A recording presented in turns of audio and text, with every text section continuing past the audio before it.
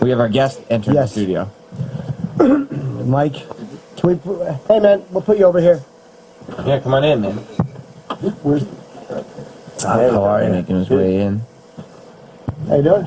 Good to see you, buddy. Good to Mike see you. Judge. Jamie. Good, good. What's up? And we are on the air, Mike, just so you know. All right. So do you know Jamie? No, this is the first time we ever met. But yeah, I know him well. You know who he is well.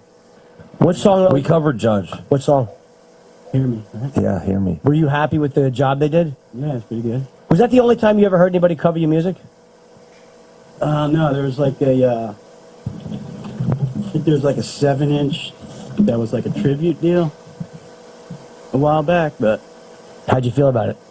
pretty good. You felt good? Yeah. It's weird to hear somebody else. Comedians don't have to deal with that. Nobody ever covers our shit. But I mean, as a musician, it's gotta be weird to hear somebody doing your stuff, especially if it's like a respected musician.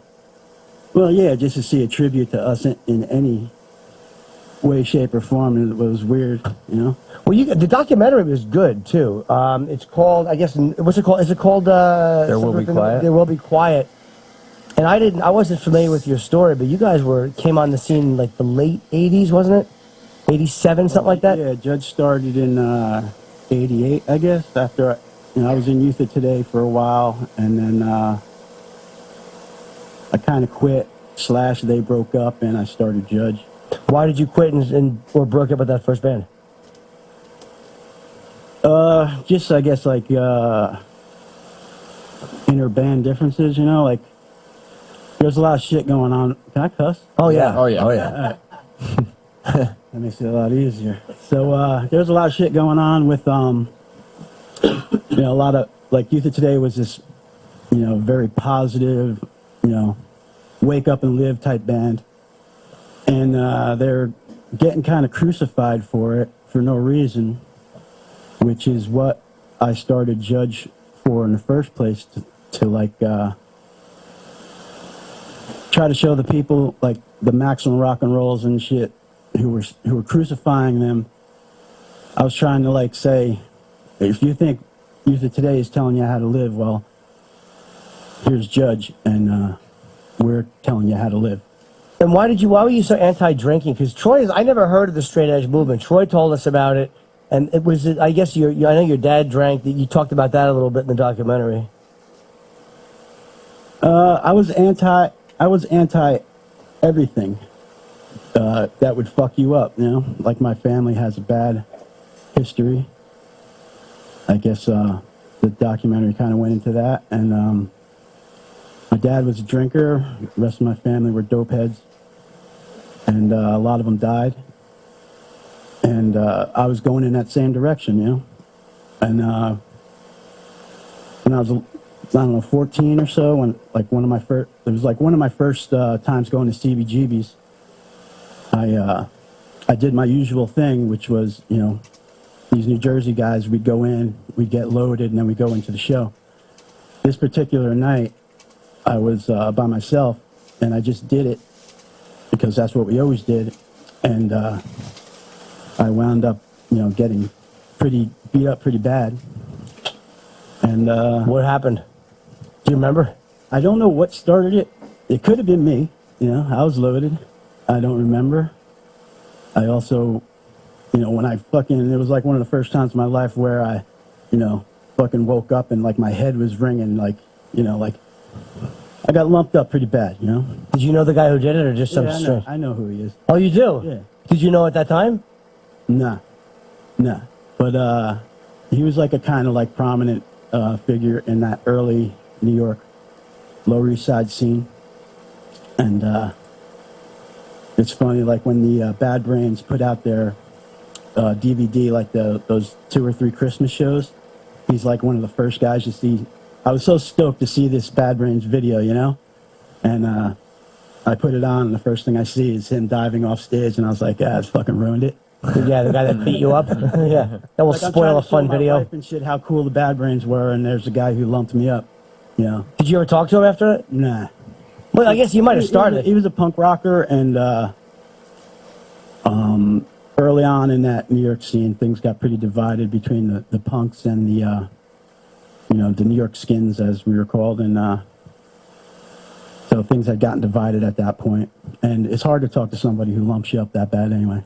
Yeah, although I guess, do you think he knew he lumped you up? Like, you think he would see Judge? He probably was like, that band is great. Do you think he knew he beat the shit out of the lead singer at one point? Probably not. I don't think I was. I don't think I was his first. Yeah, he was pretty good at it.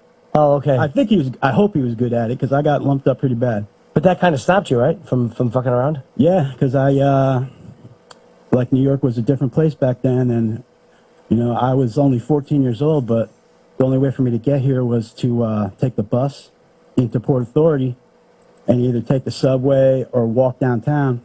And I used to love, Times Square back then, because there's Hookers. there was a hustle everywhere. Well, yeah, because you like fucking for a buck you could see like a few kung fu movies and a porno, Yeah. And there was always a hustle going on. Someone was always getting had. And as a kid, it was like as close to freedom as I could imagine, Right. And just the fact that I had to keep my head about me, And I love that. So I believe that I got lumped up so bad because I was too fucked up to protect myself. And when I fucking came to that night, I was like, I'm never gonna let myself get into a position where someone could handle me like that. I'm at least gonna, I want to be able to fight back. So like back then there was no straight edge, there was no, minor threat I didn't even know minor threat at the time. There definitely wasn't a straight edge scene in New York at all, and I guess there was a band called The Abused who were like kind of a prototype straight edge band for New York. But other than that, being straight edge was definitely not cool back then. What was the difference between the Punks and the Skins? Like, I don't know the difference between those. Well, you know what? I was going to chime in. I used to hear stories about Judge when I was a kid, and the legend, would follow you guys. Oh, they beat up punk rockers, and they slap drinks out of people's hands, or if you're smoking a cigarette, you'll get punched in the face, and things like that. And I would see how upset, like, punk rockers at my school would get, because I went to, for a little while, I went to a high school that was one of these, like, artsy schools for people who can't kind of... Like Fame. Yeah, the original Fame. That's the high school you went to. Yeah. Yes. Yeah, there you go. And the fact that they would get so upset at any mention of Judge or Youth of Today or any of those bands was like what kind of drew me to it. Like, oh, this is cool. I want to see what is going on. But you guys had, when I looked into the band, you guys had been broken up. And I think Shelter was probably just starting, right? Which is what Porcell went to after Judge. And so I went to a Shelter show, and they played, and then someone took Porcell's Les Paul that he's playing on the back of Bringing It Down, and I got blamed for it. Oh, and so Ray and Porcell were calling my house, like, where's the fucking guitar? Get it back. I actually helped them get it back, I think. But it wasn't me, but yeah. But you knew, so did you know who did it? Yeah, he's dead now, too. Oh, wow, over this? No.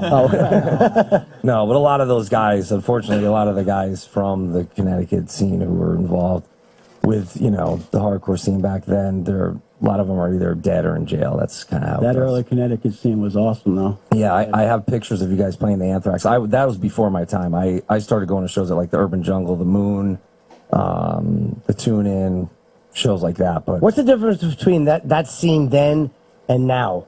Like, when you look at like metal, like whether Kiss or Sad, who the fuck it is, it's not that much different than it used to be. Well, the Judge, kind of guys going. I think Judge should get more credit for bringing kind of the more metallic, sound into hardcore. I mean, Cro-Mags, Judge, for sure, were my favorite just because it had more of a metallic sound, and it was, Porcell can really play. I'll take credit for that we wrote a good record, but I don't want to take credit for bringing that metallic shit in. You didn't like it? Like I believe the best bands in hardcore came from listening to punk rock and then moving on. To me personally, it seems like the bands that grew up listening to metal and then getting into hardcore, they have this sound that I just don't get it. I don't know, maybe it's because I'm old. I don't fucking know. What's a band that grew up listening to metal and got into hardcore? I don't want to name names. Well, you don't even have to say if you don't like them or not, but just what is a band that you think? Start the wars. Do you have any all idea, over. Troy? A band that might have grown up listening to metal and got into hardcore. Well, one of my favorite bands from the early 80s was Sheer Terror. They definitely brought a metal sound into hardcore. They were sort of punk rock. That same Paul sort Bearer, of what that. Paul Bearer was hanging out like before I was, you know. Like I remember him at my first shows, but I'm just saying, like, yeah, I'm not gonna name names.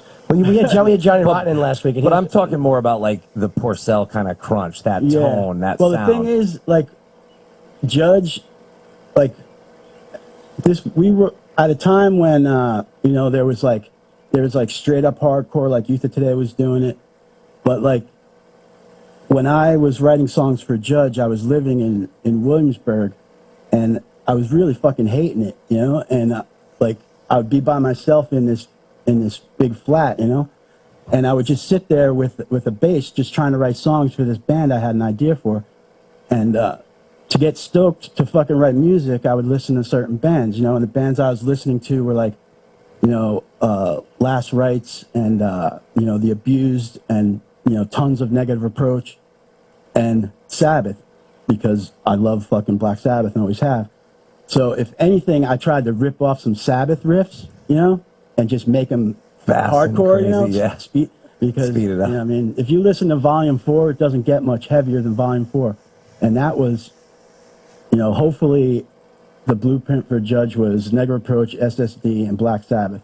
That's what I was hoping for. I mentioned Johnny Rotten because he came in last week, and he like in the book he talked about like the things he listened to growing up. Like he liked reggae a lot. He liked glam rock. Him and Sid both like would worship David Bowie. And it's just weird to hear these guys who turn into these fucking animals doing this, who start off listening to this stuff that I don't even like. It just irritates me. The first I don't like David Bowie. first record that I ever picked up, you know, like getting my older brother's record collection, the first record that stuck out for me was like David Bowie, Ziggy Stardust. What is it about that album? 'Cause that's the same one that he listed. Like, why do people like that one so much? I've never even heard it. That whole story, I don't know if it's like a concept record or not, but it's just fucking cool, man. But he had like a weird androgyny, Yeah. and they were talking about like almost like gay stuff in it, which was, it's odd for these, like for punk to have been influenced by something that was kind of almost promoting gay lifestyle. And there's like this whole like tie in with T-Rex, you know. I'm not like the biggest T-Rex fan, but Who's T-Rex? you don't know T-Rex, Mark brother? Bolan. I don't Oh my know. God. Is that a band or a rapper? I literally have no idea. I don't know. Mark Bolan, you know, he's in T-Rex, you know, Bang a Gong, shit like that. That's where like the commercial hits, Bang a Gong and stuff. Oh, They were like a big Really? influence on Def Leppard, I think. That band. Joe Elliott like grew up listening to them, and Bowie, all those bands. Yeah, they influenced a lot of bands. It's weird though. Johnny Rotten would be influenced by that, because you would think. right. You think that he would listen to just other stuff that was pretty hard or heavy, but Yeah. no.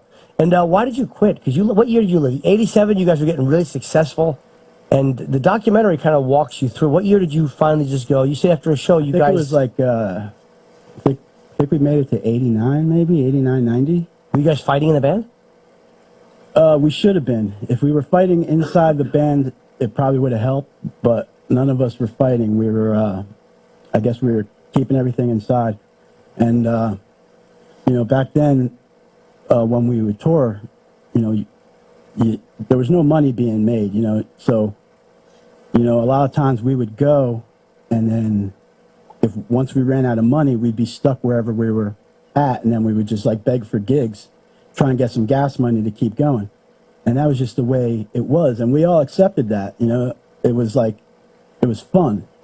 And just the fact that, you know, it was like me and like my friends. A lot of times we tour with another band like Gorilla Biscuits or something, and it'd be two bands, equipment inside this van, you know. And there was like this feeling of like, we're motherfucking pirates out here, you know. Like, it's me and my friends against the world.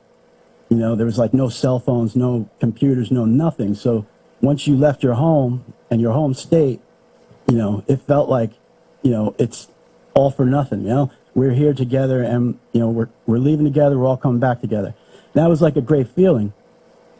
And then, Judge starts, and the first tour was like a little bit of an eye-opener. It was kind of violent because but I knew it was going to be like that because of the sentiment behind the first record. Which was what? What was the sentiment behind the first That record? was the record where every song was just a big, like, fuck you to everything. I purposely going out of the way to piss, like, Maximum Rock and Roll off, piss, the positive force fucking movement, like Discord, everything. I just wanted to piss them all off. They were all pissing on Youth of Today, and that fucking bothered me. And maybe if you, like, and there were times in Youth of Today, like the lineup of Youth of Today that I was in had, Richie Birkenhead on guitar, Richie Underdog, and then me on drums, and like, I think if we were allowed to, like, handle some situations with force, I think we would have went further, but Like, what situation with force would you have wanted to handle? Like, with a good fucking punch to the mouth? Well, there were a lot of times where, like, our singer, the singer Ray, who's, like, still to this day, in my opinion, like one of the best all-time greatest frontmen in hardcore.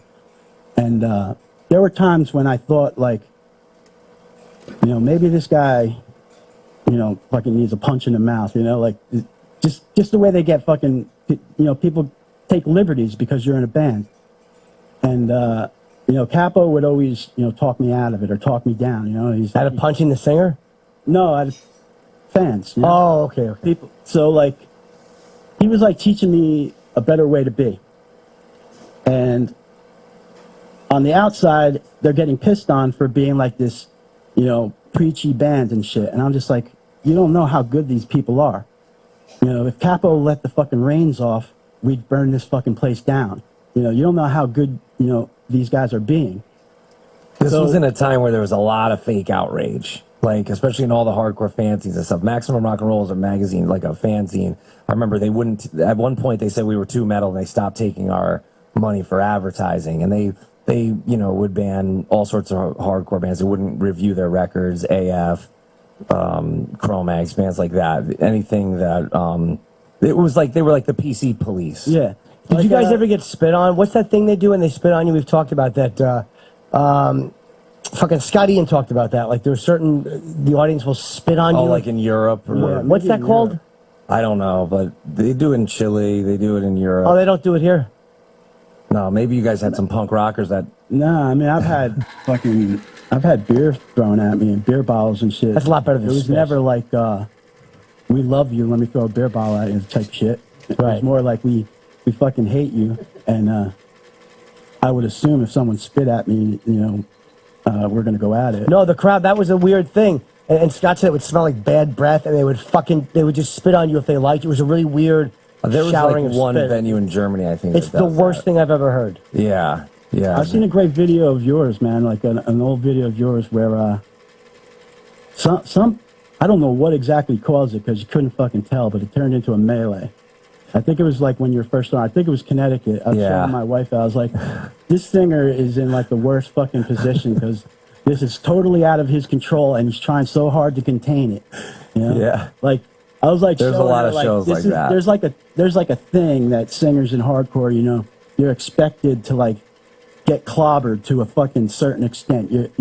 People are going to jump on you. People are going to use you as a springboard to dive off stage. That's accepted. And then there's going to come a time when something like this is going to happen, and you're going to be put in a position where you can't control this situation, but you can't turn your back on it either, whether it be because it's someone in your crew, maybe your roadie, someone in your band, but you're going to have to take a stand. And even though you're facing odds that you would love to normally run from. What kind of stuff have you seen in the audience where you had to do something, or you saw, like, you said the lyrics were violent and stuff was happening? Like, what would you see in your audience that would freak you out? I mean, fights happen all the time. That was just commonplace. Like at the last show we played, we stopped the set because Was this back then or recently? no, back then. Okay. It was the show that kind of like, you know, the straw that broke the camel's back, so to speak. We were playing, and it was like this whole. It was a big lead up, you know. Like I was burnt out from this tour. Like we had already gone across the country, and you know, like I said, you know, not making any money. You know, you're.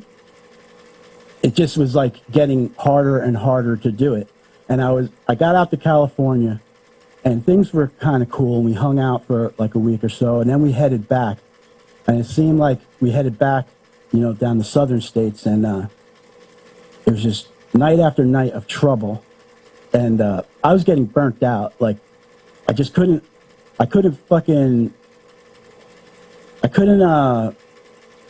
come to grips with what was happening in front of me. And Do you feel like you were inspiring it without meaning to? I definitely inspired it. You know, it was definitely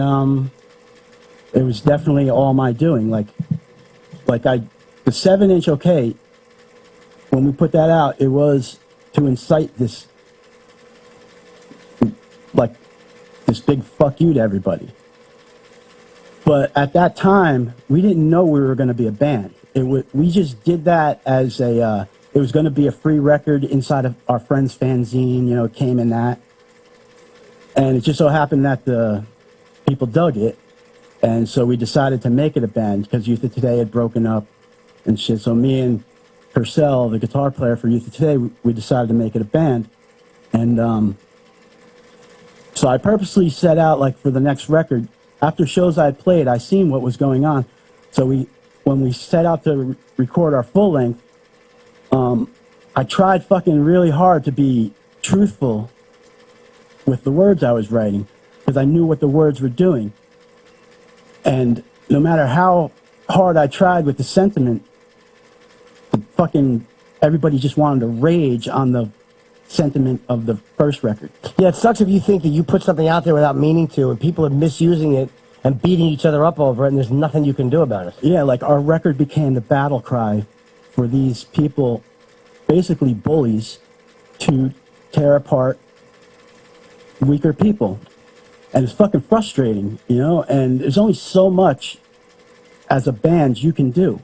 And so we would pull into these places and there'd be like these group of people saying, please help us, you know, like, and I, like, every time I'd be like, it's only fucking 5 of us. Two guys are fucking 15. You know, like, what exactly are we going to do? Yeah, you guys were really young at the time. Yeah, like, our drummer was 15, our bass player was like 15, 16. Me and Purcell were the oldest, and then our roadie. So, like, exactly what can we do?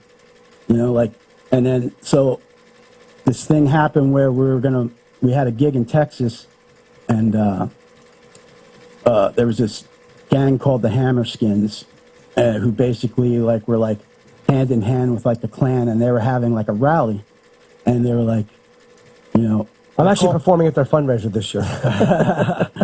well, these kids were like, please come down here and, you know, stop this rally, you know, like, and like we were just like, well, what can we do? We're only 3 people, and that's the way it was, and it was just like so fucking taxing because I wanted to help, but there's nothing you can do against. Well, yeah, you those can't type of save odds. everybody. I mean, it's like, you know, you're a musician. You can't go out and fucking stop all this shitty thing. When I was young, I used to drink, and I got drunk one time. I was such a little douche, and I was reading some book about the Klan, and I found the name of the Klan preacher. So I looked him up on information because back then it was 401. I actually got him on the phone and scolded him about being in the Klan when I was a drunk teenager. So yeah, you think you can change things, but then you realize that you're just a drunken asshole who's embarrassing himself.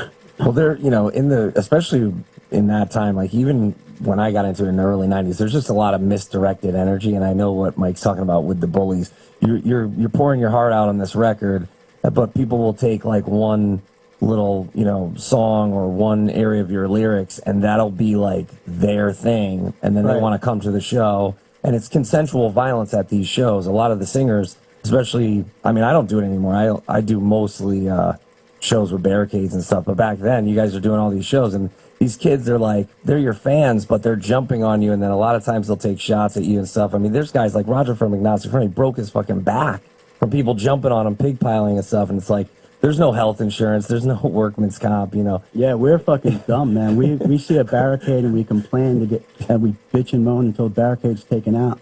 Yeah. You know, And we want the interaction. So you like when they jump up on stage? Because I would never want that barrier broken from the audience. You like when they're on stage with you, jumping off. Yeah, fuck yeah, man. well, that was the appeal back then, especially. I mean, it's not the appeal for me anymore, but you know, we did a show, we did the B&B Bowl, which Judge has done too, but which was great because in a controlled situation like that, there's not going to be injuries and there's not going to be this posturing. But like if you were go to Texas and it's your first time there, especially in the early days with Apree, like we had this reputation. So people would, you know, these guys would kind of come and try to like test you. Like even when you would, like I remember our first European tour, you'd walk outside and these big German guys would be like, "Oh, you look much bigger on CD." You know, it's like this constant like posturing, and that's, you know, that's why I think we gravitated more towards a lot of the bigger metal. How do you tours. handle that to kind of get respect? You say something like, "Oh, I bet you say that to all the boys." Well, there was this band Discipline. The singer,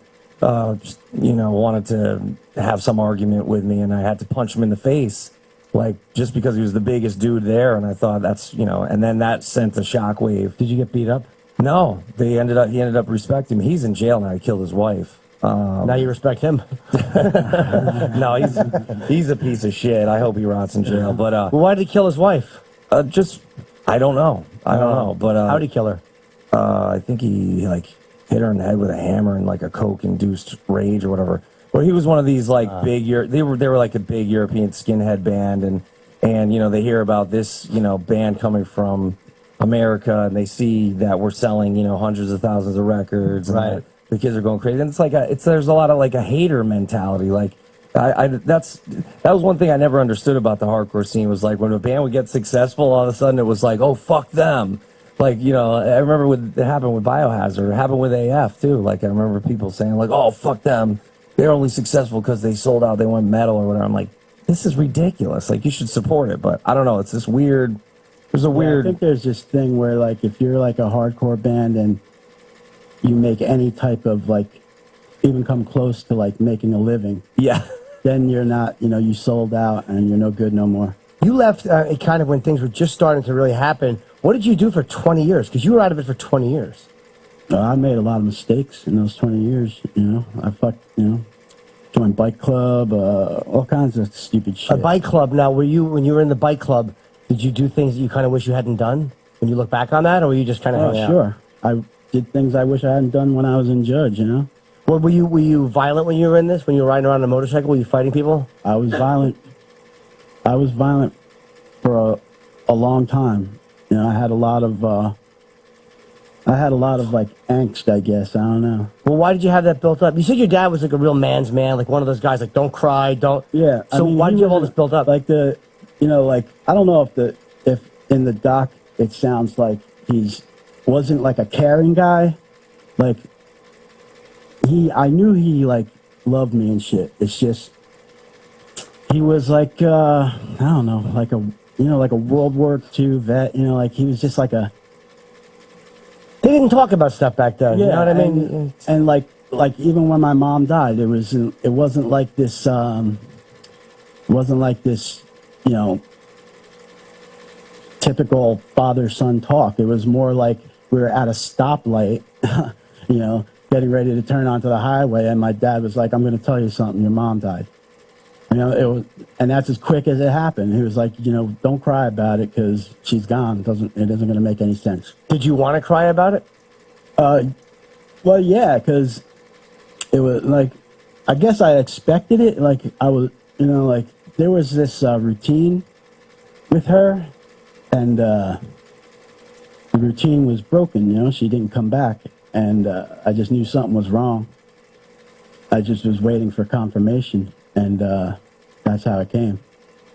So it seemed like my old man was like a tough guy, but he was just a man, and he had this idea of how men should be, and he wanted me to be like that. And then like years on, he got sick and shit, and I was around to take care of him, and so like he was supposed to last like 6 months, and we wound up making it 2 years. So in those 2 years I took care of him, it was like a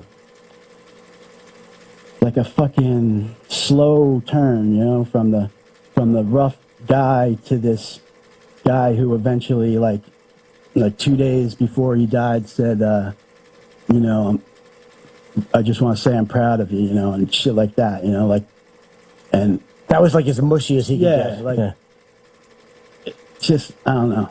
Yeah, I guess you just got to be in that situation to understand it. It was just, I never seen my dad that weak, you know. It was like, it, you know, spun your head around a little bit, you know. And so what do you got? What are you promoting? I know you guys are out again. You're back together. The band got back together after 20 years. So are you guys promoting the tour? We have a one sheet on you, but I don't know what to promote. We're just the documentary is being they're showing the documentary in like one whole deal at I don't know where the fuck it is. Nighthawk Cinema, and Nighthawk Cinema in Brooklyn. When is that? Tomorrow night. So it might be sold out. He's saying Mike's guy said on camera. So try it. See if you can get it. It's called There Will Be Quiet. And I wasn't familiar with the band history other than what Troy told me, but it was really interesting to watch, to see how fast you guys succeeded and to see the reaction of people. And they show some of the shit happening in the audience, and you're interviewed on it, and your bandmates are, and then how you got back together. And so you guys out on the road now? Or are you going back on the road? No, You're gonna do This Is Hardcore, or no, we're going. We kind of pick our spots now. Like we did This Is Hardcore. I think we're trying to like hit places that Northwest. yeah, and Seattle we're hitting and- places where the first time around we were supposed to go and just didn't make it. Okay. And, you know, people have been complaining about that. do you still get statements from Revelation Records? Like, did you ever get paid? I mean, I would yeah. imagine that Revelation Records is the best. You know, Yeah. like I would imagine that record must have sold huge. I maybe I don't know. Do you read the statements? I don't. You just cash the check.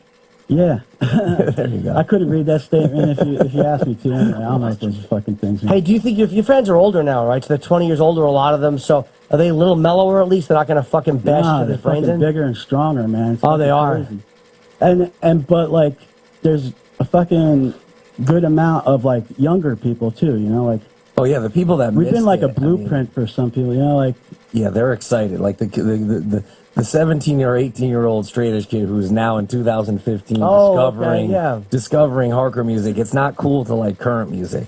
So like these kids, they go and they'll discover Judge or Youth of Today. And I would imagine when Judge does actually get to their town and play, it must be like these people just lose their minds because they missed out on it. They weren't even born, you know. and a lot of those you know straight edge bands that we came up with, you know, it turned out they were all lying, and they're not straight edge. So When you were hanging out with those bikers, were you drinking or getting high? nah. So you never went back on that? No, and that was a fucking big problem because, you know, in the club they were like, every time you'd be on a bike run, they were like, well, you pull over because, you know, you're not loaded. So I'd always fucking have to pull over and let the cops fucking came. I'd be the guy who pulled over and the rest of the club would leave because I was the only one who was, you know. What do you mean? If you guys are all right. riding and the cops want to pull somebody over, Yeah, the cops would come up behind and I would pull over because. and they just keep going because the cops can't chase all of you? Yeah. Oh, is there like a designated guy to deal with the cops in a fucking bike gang? I was like the designated outlaw biker. Oh my god, I never heard of that. I wonder if like the Hells Angels and other groups do that where one guy fucking stays sober, or they probably just deal with it when it happens. A lot of us didn't even have licenses, you know. It was like, our club was in the Bronx, so it wasn't. So I can actually join a motorcycle club because I don't drink, and I can be like, guys, I don't want to fight just in case the police come. I would be the designated guy that just did all the talking. But you had to fight when the fights happened. Oh, yeah. But that sucks. You're sober, so you kind of know what's going on. Did you ever try to talk your way out of it and go like, maybe we shouldn't do this because you're not fucked up? because a lot of times the guys you were fighting were loaded too, so it was kind of easy. Oh, okay. So you would do well against them. Yeah. All right. Well, you're on Twitter. Thank you very much, Mike. It's MJudge138. One word if you want to catch up on. Oh, Troy's got a couple I just got a couple Okay, quick sure, questions, sure. if you don't mind. It's so great you're here, Mike. I really appreciate you coming in. Yeah, thanks for hooking this up, dude. Yeah, man. So 2015, what are your feelings on the lyrics that you wrote back in the day? And, you know, you're singing them now. Do they still mean the same thing to you? And what are your feelings today on Straight Edge? They mean exactly the same thing. That's the only reason I can sing them. You know, I wouldn't want to fucking be like some other bands who are back together and posing. Chain of Strength.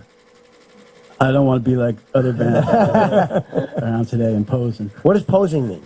Pretending that they feel the same way there they was feel? a lot of these bands, they went on to like start like different types of bands and try to succeed, and they went and they sold out Straight Edge, and but then they come back, and like I said, these young kids who have searched out these bands, they don't know that these guys are disingenuous, so they're selling a ton of merch, and and I've heard a lot of people be very critical of Chain of Strength. I don't know those guys personally, but they're one of the ones that people get the most. All right, so that's an insult. So when people have been yelling "poser douche" at me, that's not a compliment. All right, I just thought it might be a compliment. I didn't know, so I asked.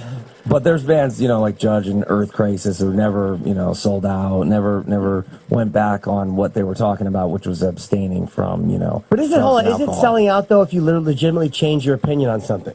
Like as you get older, I'm 20 years older than when I started, and so are you. If you like, you know what? I said that I was young, and I kind of look at it a little bit different now. Is that really selling out? I mean that's all fine. Just don't sing the songs anymore, or don't get up there and fucking. Chant these fucking, goddamn, I want to say some fucking lyrics and shit. I mean, like what? Don't chant what? I don't want to fucking burn bridges, man. Okay. I've spent my whole life burning bridges. I just don't want to do it no more. The people out there who still listen to us know who's real and who's fake. Yeah, and that's why Judge is so heralded in this scene, and so respected, because a lot of these bands, and the younger kids, they're not going to know. I mean, I know certain bands, they say certain words, they reunite or whatever, and it's disingenuous. But with Judge, or if you look at a band, like I said, Earth Crisis, these guys are still vegan, still straight edge. And so, if you're preaching a message, you want it to come from somebody who's really, living it. At least who is that person? Yeah. Okay, fair enough. And Mike, you still consider yourself straight edge today? Fuck yeah. Cool. And then what do you? I'm straight edge as well, I guess. Everywhere except sexuality. Back to you, Troy. You're recovery, right? Yeah. Well, in some areas, in other areas, I desperately need it, but it just feels too good. Be on your stomach and have some. All right. And then, Mike, what do you think about the bands that you guys spawned, like Earth Crisis? Or the bands that came with the militant attitude, like you guys started. What do you think of them? And what do you think of like CM militant, Punk? What's that? What do you think of like CM Punk too? Who's like made straight edge like basically a household Oh name? yeah, he is. I forgot. Yeah. CM the wrestler. Fucking. Might have to explain that to everybody in the room knows who he Punk's a is. Shut up, stud, Jim. man. Yeah, he's a great dude. I love Earth Crisis, man. Like, we were somewhere in Canada. We played with them at some festival, and Carl, right? The singer, he was talking to me. He paid like the biggest compliment ever was like, he was like said that Bringing It Down was, the straight edge age of Quarrel, which like that was like the biggest compliment I've ever. What does that mean? I don't know what that That's means. that's Cro-Mag's classic record. Okay. And that's kind of like the Bible of hardcore. It's like saying that was Disco's Paranoid. Right? About taking another album. Right. Yeah. Okay. Yeah. I just didn't know what the album was. But yeah, Bringing It Down is a classic album. So Carl was saying, from Earth Crisis that was, the straight edge age of Quarrel, which I would agree. I mean, that's a great comparison. Yeah, I was pretty taken aback, So, because it's an album you like, and the fact that you influenced the band. Who Well, Bringing It Down was the record where I just tried to like tell everybody like how I really felt, like I tried to make amends for the shit talking I did on the first record, because the first record I didn't take it seriously. I honestly didn't know what how much power the words were going to have, like how much they were going to influence people's actions. I was hoping to like hurt some feelings, maybe bruise some egos, but I wasn't trying to like be the fucking soundtrack for bullies to hurt weaker people. Yeah, Bringing It Down is more introspective and just like more. I don't want to say emotional, I was but trying it to was, like fucking say like there's a lot of power. Like don't fucking like listen to everything I say because I'm a fuck up. You know, I've been a fuck up since I was 10, 11 years old. You know, I'm trying to fucking. I'm bouncing. What was checking it? out hot chicks. We just looked at two girls walking by and it fucking ruined everybody's concentration. Bouncing off walls as it is, you know. Don't fucking, listen to what I say like it's fucking word, you know. Right, take it for what it's worth. Like, hey, man, this is the best I can give you right now because I'm flawed. Yeah, like if you're looking to me for advice, I feel sorry for you. And this Yes, record I say that still, every Wednesday at 3. And this record still resonates with people, and new kids find out about it. Like I always feel like every year there's a new batch of hardcore kids. Like with the hardcore and punk scene, I feel like it's like a 2-year cycle where people are like, all right, I got to go to college and become a lawyer now, so I'm out of it. But there's these new kids that discover it, and this is one of those records that is just like you have to own it and you have to check it out. And for a lot of people, those songs on Bringing It Down, those songs are their songs. So when these guys play, it's like people just lose their minds. Thank you, buddy, very much, man. It was the documentary was great. It's called There Will Be Quiet. Tomorrow night, it's showing at that theater in Brooklyn. What's it called? The Nighthawk. The Nighthawk Theater. And, if you can get tickets, just try to do it now because it may already be sold out. And MJudge138 on Twitter if you want to follow Mike and keep up with what he's doing. And, come back and see us when you start the tour. If you start a tour and you want to come back, come back. Brother. All right? Thanks. Thank you, man. I'm totally stoked on this, man. Good. Been a big fan for a long fucking time. Thank you, man. People always say that. We never believe them, but it's always nice to hear. Yeah. My I little believe it, dude. I used to sit in a truck just listening to you guys, like, religiously, so Oh, than's, man. I'm blown away. Thank you, buddy. Thanks for being here. We're going to be right back after whatever. More with Opie and Jim.